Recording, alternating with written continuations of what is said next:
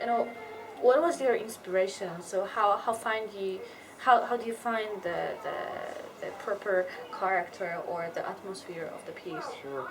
Well, it's kind of funny the sort of order of the sections of this piece, the way it was written. So the first thing that you got was a chunk right in the middle of the piece. Yeah. And I quite often work with a text.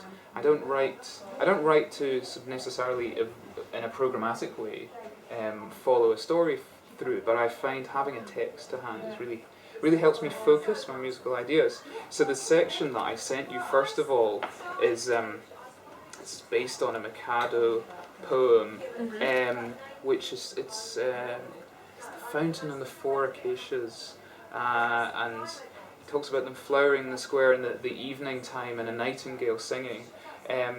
So actually your part is quite specifically a nightingale. I wouldn't normally do this, but actually I took down a load of recordings of nightingales and transcribed them and sort of worked around them, and underneath this sort of quite tranquil music in the orchestra. So there the violin and the orchestra are quite separate.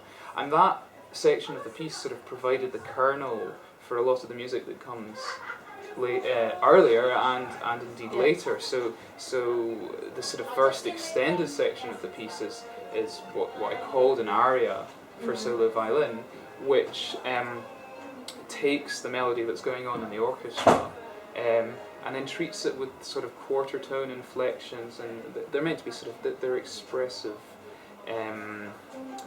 detunings, I guess, and it's this sort of long cantilena for the violin. So the piece started in the middle, Okay, and then sort of emerged outwards. So of course you experience the piece from start to finish. So the links are kind of strange and tangled.